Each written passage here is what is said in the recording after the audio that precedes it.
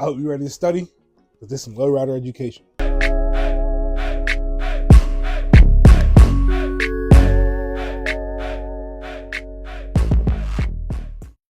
Welcome back. All right, this is pretty much a remake of the video I made a couple of days ago. I made a video explaining how to lift your lowrider if you're stuck in an emergency situation.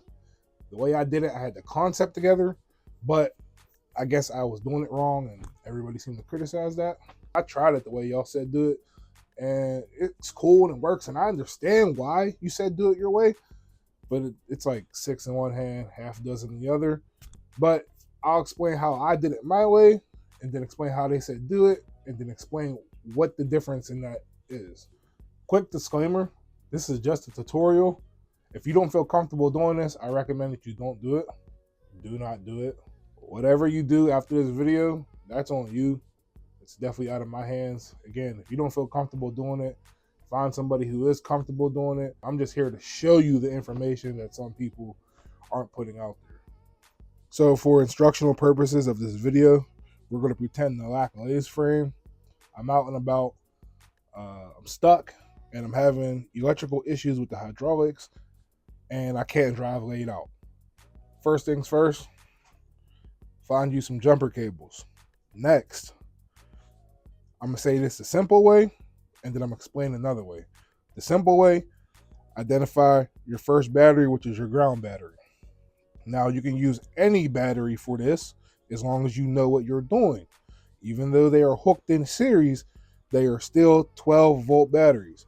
So this is 12, 24, 36, so forth. But as long as I don't come back to this first ground, this is still a 12-volt battery. This is still a 12-volt battery. This is still a 12-volt battery. So forth. If I start this battery as my ground battery, this is the 24-volt battery.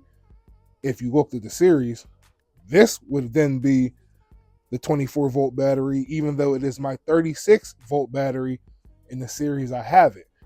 Again, that is dependent on how you hook these jumper cables up.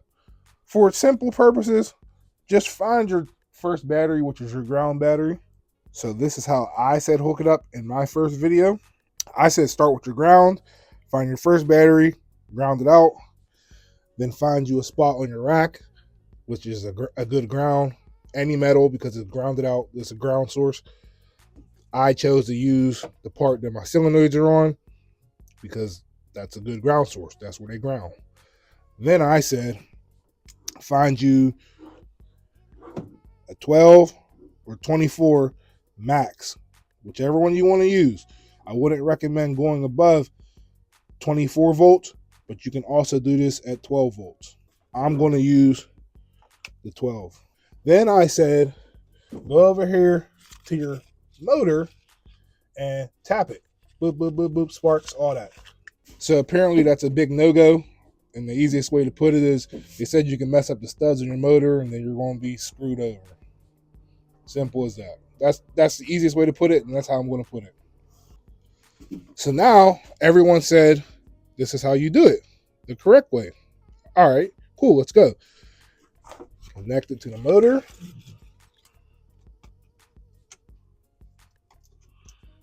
All right, connect your positive to the motor. Then we're going to make sure this ground is on. We're going to connect our power source cable jumper, 12 volts. Again, you can do it 12, 24, you can do whatever, but I only recommend you do this at 12, 24 volts. Then we're going to ground it out to the rack, some sort of ground.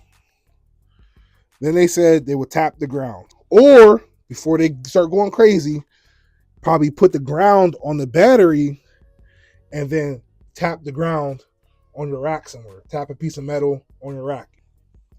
So I'm going to take this off. I'm going to ground this to the battery so I don't mess these studs up. All right.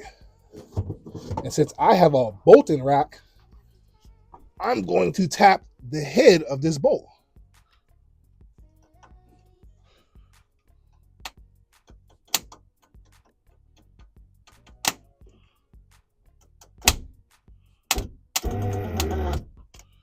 Okay. I wouldn't recommend holding it. I just held it.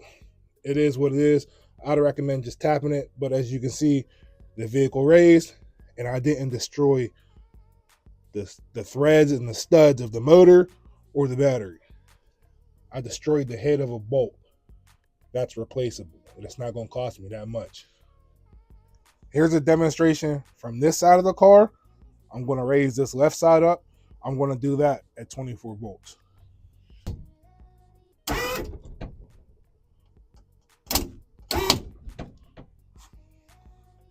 Now, the only reason you do this is if you blew noise or a switch stopped working. If you fried the motor, it's not going to work because it's a fried motor. It's not going to spin, which spins the gear, which pumps the fluid. It's not happening. I get the sparks can definitely be scary. So if you're going to do this, for sure, be quick with it. A couple taps, tap, tap, tap. If it does happen to get stuck because you held it on there for too long, just twist your wrist like this. It'll come right off. Essentially, it is kind of acting as a welder. So it is going to try to weld itself to whatever, you're tapping. So essentially, you are welding. After you do this and you get your vehicle to wherever you're taking it to, you can do the same thing with the dump, but that'll be another video for later. If you know electrical, then you'll know exactly what you're doing. Just do the opposite for the dump if you need to dump it. If not, fix your problem, then dump it as normal. I hope this video helped somebody, and I hope you learned something. If you did, please be sure to give me a like, subscribe, thumbs up, leave some comments below, and also be sure to check out the website. I got some new colored stickers coming out. I haven't posted them to the website yet because I am in the finalization and then the design phase still. So once those do drop, they will be on my website. Check it out. That's where you can get all your lowrider gear made for lowriders by a lowrider. Well, that's the video for today. I'm gonna pack all this stuff up and I'm gonna head in the house. Peace.